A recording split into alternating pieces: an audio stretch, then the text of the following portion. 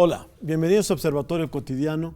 Soy Fernando Castañeda y hoy vamos a continuar una conversación muy interesante que hemos tenido con Lorena Oyarzún. Los que nos han venido siguiendo saben que ella es coordinadora de la Comisión de Equidad de Género del Instituto de Asuntos Públicos de la Universidad de Chile. Muchas gracias, Lorena, por continuar con esta conversación.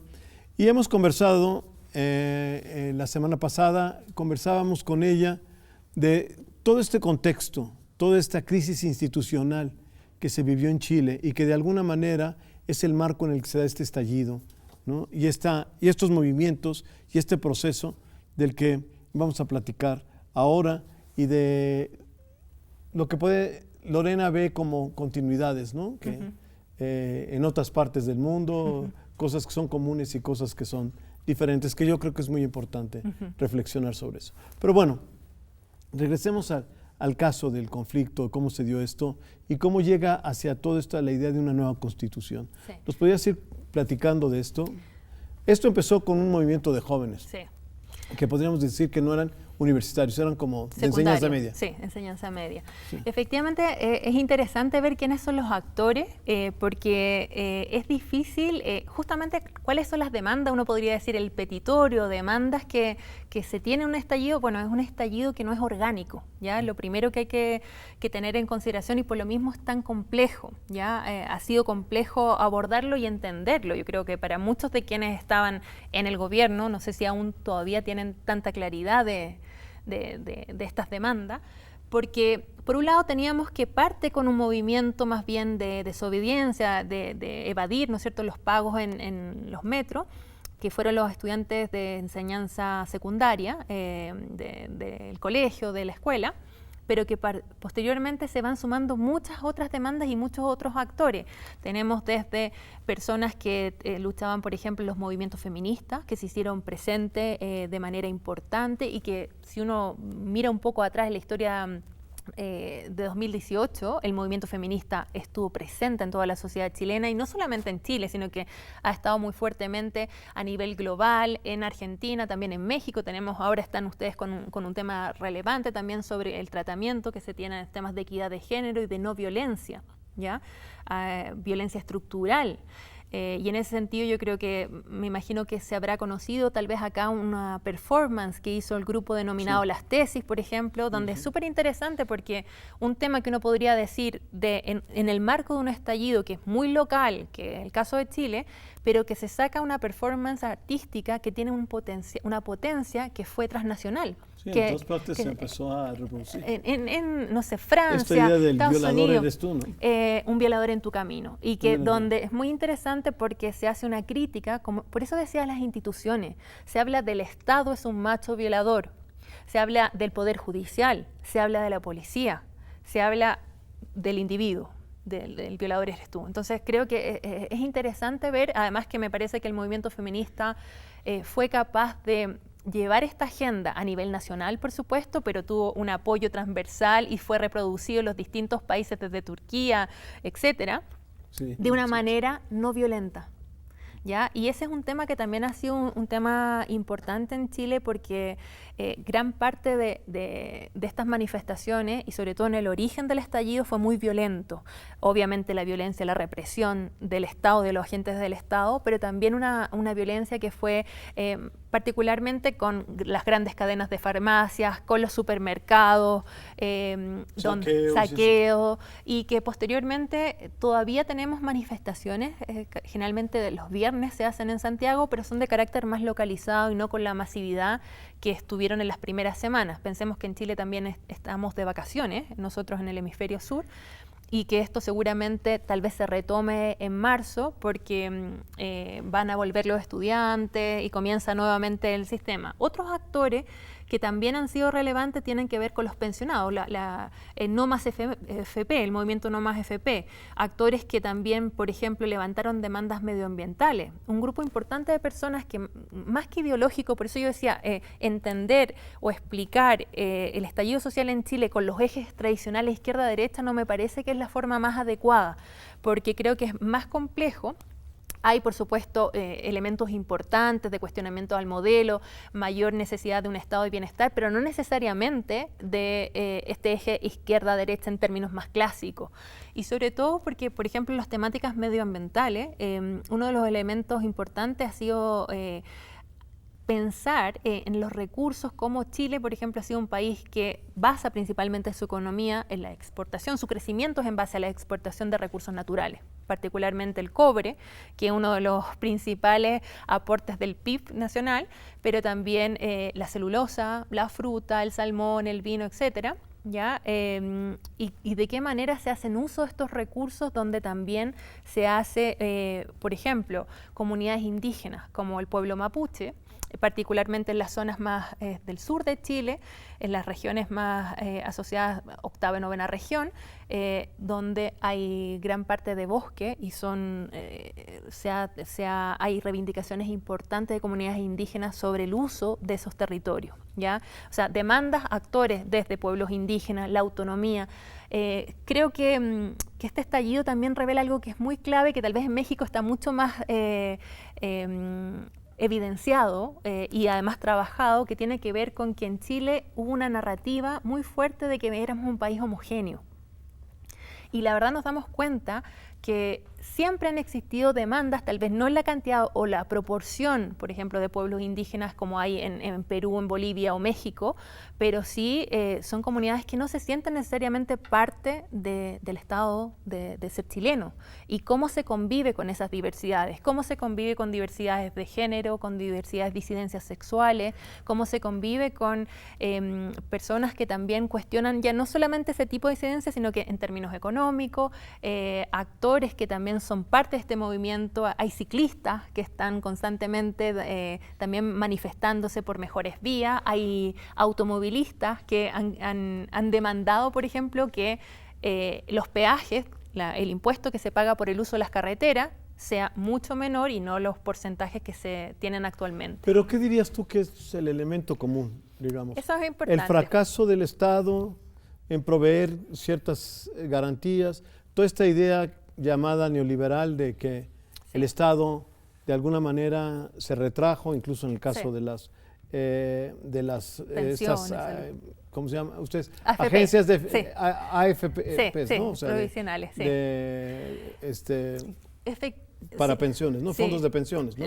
Asociaciones de fondos de pensiones, es lo que es. Yo creo que efectivamente hay un elemento central ahí que tiene que ver con el Estado, por supuesto, más bien con la ausencia de un estado de bienestar fuerte. Y yo tal vez ahí miraría un poco más el modelo europeo, que creo que en gran parte en términos de educación, por ejemplo, el nivel de educación, la calidad de la educación, pública, pero es pública. Bueno, en América Latina la mayoría de los países tienen una fuerte educación pública. En el caso chileno, eso se desmanteló durante los 80. Casi todo es privado, ¿no? Casi todo es privado. La Universidad de Chile es pública, pero ese público nosotros tenemos recursos que necesitamos hacerlos propios. O sea, necesitamos autofinanciarnos en entonces eso público es más bien... ¿Cobran cuotas en la universidad? Sí. ¿Y se son paga, altas las cuotas? son muchas, muy altas, se paga igual que una privada. Lo que pasa es que en las últimas administraciones, sobre todo con la expresidenta Michelle Bachelet, por ejemplo, se hicieron transformaciones que fueron muy cuestionadas y criticadas por los sectores más conservadores, donde hoy en día hay gratuidad para determinados sectores más vulnerables socioeconómicos, ¿ya? Pero así todo ha sido de manera progresiva. Y hay una fuerte, y solo en la universidad, o sea, pensemos que gran parte de la educación más técnica, que es la mayoría de quienes acceden, en Chile la mayoría va a capacitarse técnicamente, no hay ningún tipo casi de subsidio o de cómo se logra, efectivamente tú estudias, pero quedas con una deuda por años, ¿ya? Tanto universitarios como la educación técnica. Entonces son elementos que han generado mucha rabia. El estallido tiene que ver con mucha rabia acumulada. Con pensar que una persona, si tiene un trabajo, va a tener un salario que muchas veces no alcanza, pero si alcanza, está siempre el temor de enfermarte, por ejemplo. Porque si te enfermas, no tienes derecho a enfermarte porque vas a tener que, primero no vas a tener muchas veces cobertura, o si tienes cobertura, vas a tener que esperar meses para que te atiendan. Entonces, la verdad que son varios elementos. Entonces, lo común que diría yo es justamente que hay una Sentimiento de falta de protección, de protección seguridad. Y de representación. Mira lo que digo, porque si bien hablábamos anteriormente de las elecciones, de sentir que alguien representa y me escucha. Yo creo que gran parte de este conflicto y el nivel al que llegó fue que no... Los políticos no tenían nada que ver con las demandas populares. Estaban viviendo como en un mundo aparte. Y obviamente hay muchas críticas también al gobierno actual, que igual es una situación difícil para cualquier gobierno, por supuesto, pero que en los primeros días de crisis no se logró comprender la magnitud de este fenómeno y tampoco se entendió que era realmente sentida por gran parte de la población y se intentó presentar más bien como un tema de seguridad. Dime una cosa, ¿tú no crees que creo que eso es uno de los casos de lo que se está viviendo? Digamos que la política se ha vuelto cínica y simuladora. ¿Qué quiero decir? Hay como una situación de estancamiento en casi todas las economías del mundo. La gente, los políticos realmente no tienen soluciones claras para estas situaciones, ¿no? Se sienten cerrados, digamos, en callejones sin salida y se vuelven muy cínicos, ¿no? Hablan de miles de cosas y de que ya estamos haciendo, y hay mucha retórica, pero en realidad la gente se da cuenta que las cosas siguen exactamente igual. Sí. ¿Tú crees que eso estaba pasando en Chile? Sí, o sea, yo creo que hay un descrédito justamente porque no se piensa que la política ha dejado un espacio, un vacío, y me parece muy grave a todo esto, donde la negociación, la deliberación de estos actores que supuestamente deberían poner en primera agenda los intereses de sus representados, no lo logran llevar o no tienen el interés en algunos casos porque se sienten cómodos en un modelo que sí es útil o sí se sienten cómodos en ese escenario, y donde efectivamente la gente comienza a buscar vías paralelas. Y en este caso Chile venía hace bastante tiempo con muchas manifestaciones distintas, no al nivel de ahora, por supuesto, pero muchas manifestaciones que no tenían cauce, efectivamente, o que no se recogían como políticas públicas que respondieran a esas demandas. Y entonces se instala de alguna manera la idea, y peligrosa, por supuesto, en que la forma para que te escuchen es una forma más violenta y más de manifestación. Déjame hacer un corte y volvemos. Regresamos.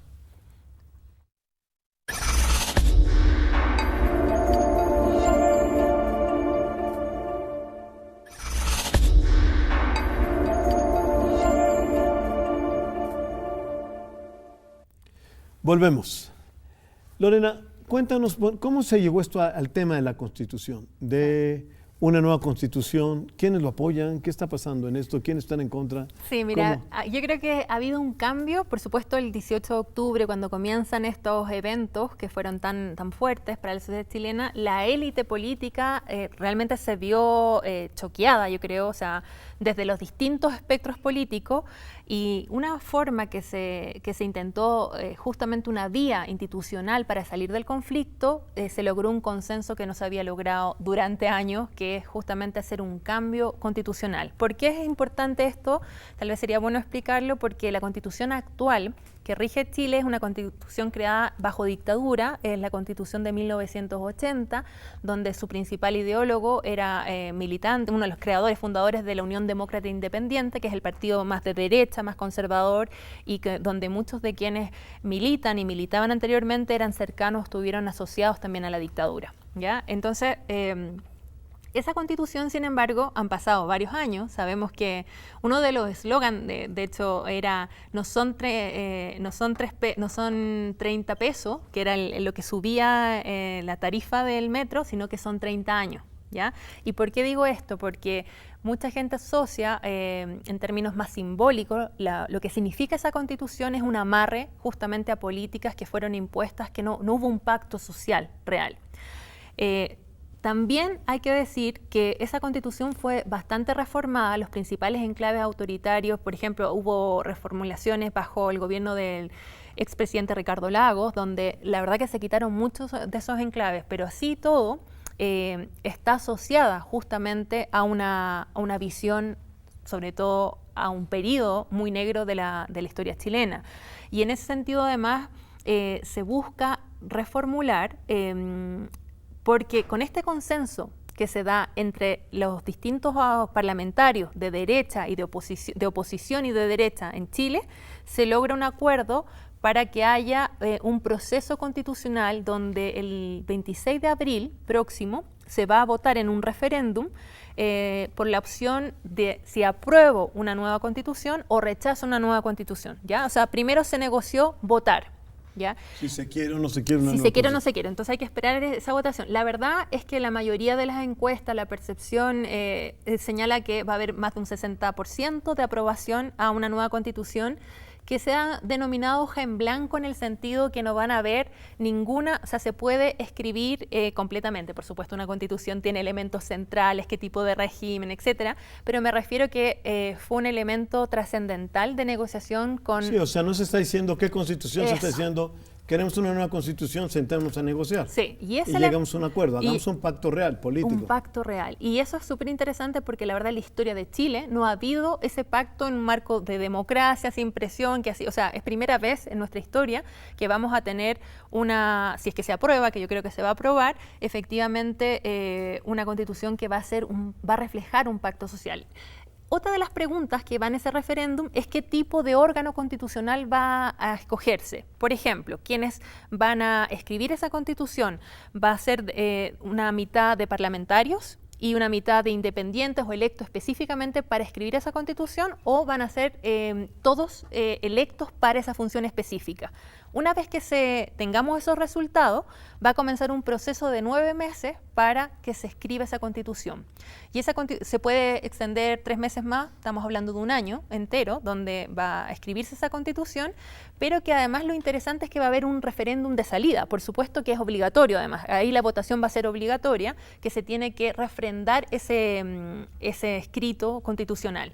Y ese escrito, la verdad que todavía no sabemos ¿Qué contenidos va a tener? ¿Qué contenidos va a tener? Claramente hay demandas que son importantes, por ejemplo, los derechos de agua, la privatización. En Chile el agua es privada, debería entenderse como un bien público. Claro, esos cuestionamientos están, las temáticas de las pensiones, pero no necesariamente significa que sea... yo creo que van a haber ese tipo de demanda, el tema de la salud, pero creo que un elemento esencial tiene que ver con un estado de bienestar fuerte y cómo se da la posibilidad que, por ejemplo, hay una competencia mucho más real en términos de las FP y una entidad que puede ser estatal, etcétera, y que se logre hacer eso y no hayan ataduras en la Constitución. Pero la verdad que la Constitución vamos a saber primero que haya este referéndum, después quiénes van a escribirla, después que se apruebe por 2/3. O sea, son porcentajes con quórum alto, porque efectivamente lo que se busca es intentar generar la mayor negociación. Entonces, ese es el proceso y yo creo que genera incertidumbre. Estamos en un momento en que van a empezar, yo creo, campañas importantes para el apruebo y el rechazo, porque también hay sectores que rechazan. Sectores que rechazan particularmente son de la derecha más conservadora, pero hay también una derecha más liberal que está por el apruebo. ¿Ya? O sea, que acá hay diversidad y luego se va a ver cuáles son estas dos características de un órgano constitucional que se espera cómo se ha establecido es que su función es escribir la Constitución, pero no va a ser un órgano paralelo o un poder paralelo como sucedió, por ejemplo, en Venezuela, que se contraponía al poder. No, la idea no es esa. Y creo que puede ser una oportunidad para Chile, en realidad, el proceso, pese a que ha habido víctimas, a que ha sido duro, que ha habido incertidumbre, que ha afectado la imagen país, efectivamente, pero deseo que sea un momento crucial en nuestra historia donde seamos capaces de recoger esta oportunidad para realmente ser un Chile más justo y donde efectivamente se escuche y haya un pacto social. Sin embargo, también hay que tener en consideración, y acá tal vez voy a este elemento más de comparación internacional. Sí, que te quería preguntar, ¿qué ves tú en común, por ejemplo, con otras experiencias latinoamericanas, ¿no? Incluso, perdón, no solo latinoamericanas? Mira, yo creo que efectivamente uno de los elementos que vemos en gran parte de los procesos, por ejemplo, de nuevos liderazgos que se observan en América del Sur o en América en general, el continente, desde un Donald Trump a un Jair Bolsonaro, etcétera, muchas veces vemos cómo se evidencia un hartazgo de los votantes por los partidos más tradicionales, por esta política tradicional que no ha sido capaz de dar respuesta satisfactoria a gran parte de las demandas. Además, si bien son casos distintos, o el mismo Europa, que veíamos hay un avance del populismo, de los nacionalismos, de los partidos xenófobos. Perdón, el fenómeno de Macron es una crisis de los partidos tradicionales franceses. Sí. Justamente, entonces vemos, Chile tiene en este escenario, que además pensemos que el presidente Piñera tiene lo que le queda de periodo presidencial, va a ser conducir el proceso constitucional, no tiene mayor margen. Vemos que hay un hartazgo y debilidad justamente de los ciudadanos están más exigentes, más transparencia, y muchas veces hay una crítica respecto a cuál ha sido la actuación de estos partidos. Eso puede ser bueno, no digo que justamente que haya mayor visibilidad, etcétera, pero sí también creo que hay que tener mucho cuidado porque esta idea de que todo contra los partidos políticos deja un vacío que puede ser ocupado por populismos de derecha o de izquierda y que son muy peligrosos porque se centran en figuras, en personajes, en personas y no en programas políticos ni principios. Que son los partidos políticos, la idea es que no representan solo intereses particulares, ya sea de un sindicato, de un grupo específico, sino que basado más bien en principios, ¿no? de formas de cómo deberíamos relacionarnos en una sociedad.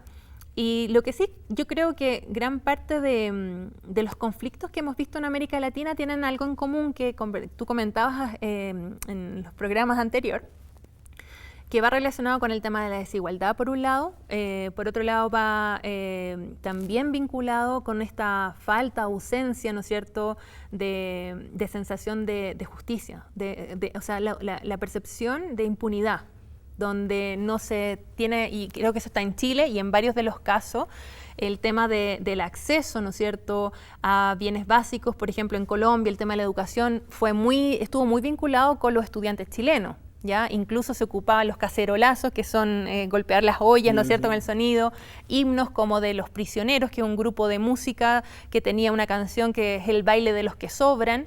Por ejemplo, se utilizó también en Colombia el tema de las redes y los medios. Yo creo que ha sido súper relevante el cómo se van, la globalización también ha promovido este espejo con otros movimientos sociales, desde Hong Kong, que es totalmente distinto, es por las libertades políticas, pero de cómo se articulan desde los chalecos amarillos, que también por un alza de pasaje y posteriormente las pensiones ahora. Barcelona o Cataluña, con también movilizaciones que también van aumentando esta sensación de que no estamos solo en nuestras distintas luchas y demandas, de un cambio que se requiere o exigencias a la autoridad y muchas veces a modelos que son cuestionados en esa perspectiva. O sea, yo creo que esos son elementos que uno podría decir se evidencian o por lo menos tienen, pero sí considerando que cada caso de estos conflictos tienen elementos súper específicos, muy particulares. Entonces, yo creo que estamos en un momento no sé si de cambio es la palabra, pero un momento donde nuestra forma de ser y estar en el mundo también han significado que el uso de las tecnologías, de los medios, nos ayuda a tener mayor información, mayor instantaneidad, que también genera que las ideas que son similares a las mías, por ejemplo, nos rodeamos de gente que tiene ideas similares, que muchas veces pueden estar a favor o en contra de determinado, pero que empiezan a aunarse, ¿ya?, y a generar estos efectos de bola de nieve. Entonces, que también va a ser un elemento, yo creo, importante cuando uno ve este tipo de movimiento, ¿ya? Porque podríamos decir hay varios movimientos en el estallido social chileno. Lorena, se nos acabó el tiempo, lamentablemente, pero te agradezco muchísimo estas conversaciones que hemos tenido en estos dos programas. Sin duda, como tú dices, realmente hay muchas cosas en las que coinciden o patrones que más o menos se reproducen, experiencias que se repiten en muchos países latinoamericanos, pero incluso en otras partes del mundo. Estamos viviendo un cambio, de una situación de cambio en todas partes del mundo y sin duda la experiencia chilena va a ser una experiencia muy interesante, particularmente todo esto que cuentas de cómo el proceso de la Constitución, cómo va a caminar el proceso de la Constitución. Es todo un riesgo, por un lado, sí. Es un reto y es una experiencia que todos tenemos que estar al pendiente y ver cómo progresa. Te agradezco mucho que estés aquí con nosotros. No, muchas gracias. Y claro, yo creo que van a estar mirando también que los líderes tienen que ver que hay que representar. O sea, realmente Eso es representar. fundamental. Muchísimas gracias y nos vemos en el próximo programa.